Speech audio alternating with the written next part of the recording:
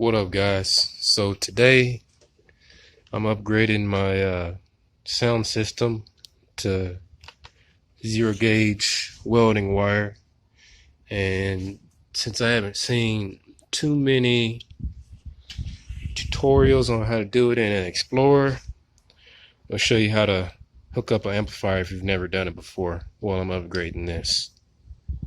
So first things first, you're gonna have your power wire, and you're gonna have to have a fuse block.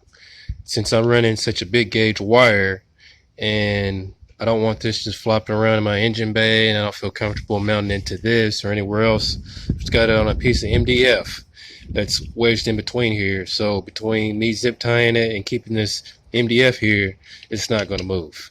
And if it does, it's fused right here, and we still got the factory mega fuse hooked up, so we'll be all right. Also, you want to make sure when you do this that you use a short run from the battery. Don't have the fuse all the way in the back with the amplifier, because then it's still going to be able to touch and ground to the car and melt your car anyways. The fuse is not even going to matter unless it's up here close to the battery. So what you're going to have to do is down through here, the factory grommet comes out. So we'll walk around to the other side.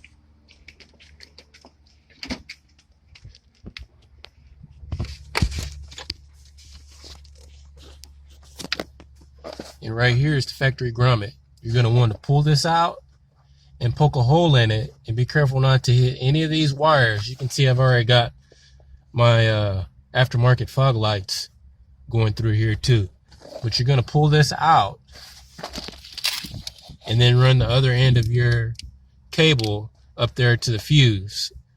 That way you can run this all the way back to the back to your amplifier.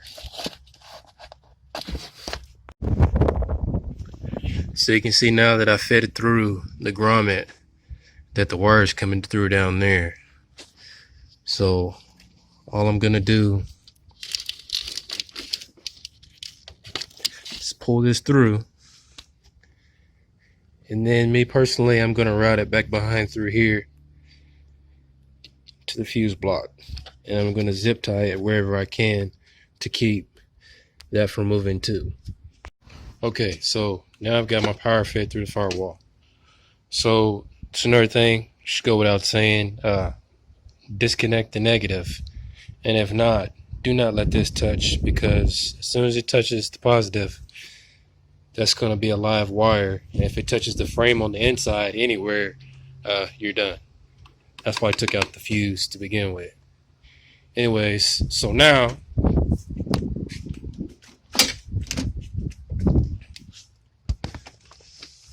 see, I've got it fed through.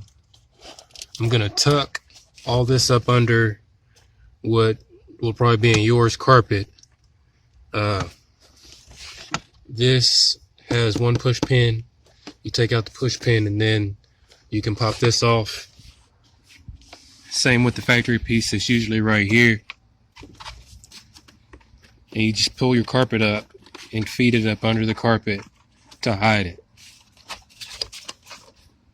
Alright, so I was going to feed the power wire right through here, but I'm going to be taking up all of this and sound deadening the floor anyways. I've got a lot of heat coming up and a lot of noise from the exhaust, so I'm going to get some soundproofing that's for heat and sound and do it on the bottom, and I'm going to get the regular kind for the doors, and I'll be making a video on that here too pretty soon. Anyways, since I have two amplifiers, I'm running my power to my distribution block. If you don't have two amplifiers, you can run your power cord straight to your amp power. So since I have my 4-channel for my mids and highs, and I've got my mono block, I had to have a distribution block. So the last thing you have to do for your amplifier is to get your ground. You want your ground to be short. You want it to be touching a good part of the frame, And for that spot that you use to not have any paint, you're gonna have to grind the paint down. The easiest spot in these is back here in the back, right behind the seats, where normally the thing to let down your spare tire is at. It fits right here like this. On all of them, I always, depending on how much power you're running, I'll take that off and I'll just ground right here. But since I'm upgrading to 0 gauge, this bolt that holds the seats down, to me, is in better contact with the frame. So I'm just gonna put it there. Same thing though. You need to take all the paint off. It needs to be bare metal. So I'm gonna ground right here and get back to you guys. Alright guys, so as you can see, I've got her bolted down to the frame right there. It's a good idea afterwards to spray paint this so that you don't get any rust. But there's my 0 gauge ground. Here's the power from the distribution block. And here's the other example I was talking about with my 4-channel. I've got it in that factory spot back there where the spare tire keys are usually held. Run into that one.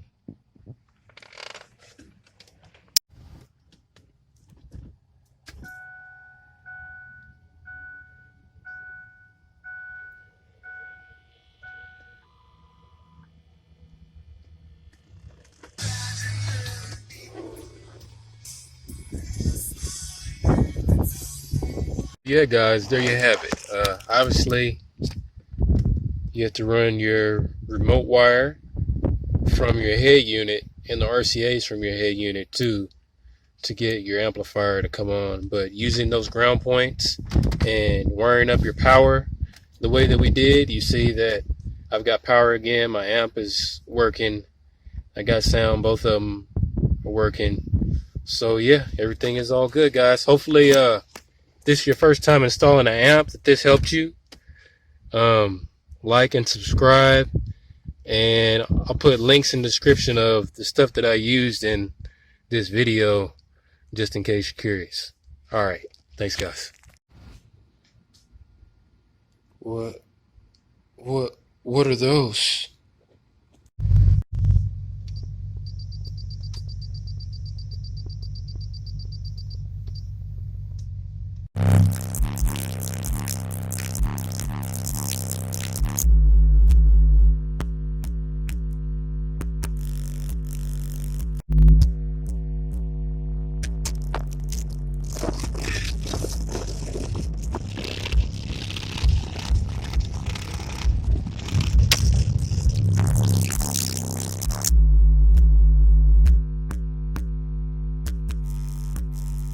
Was that shit on Gucci, man?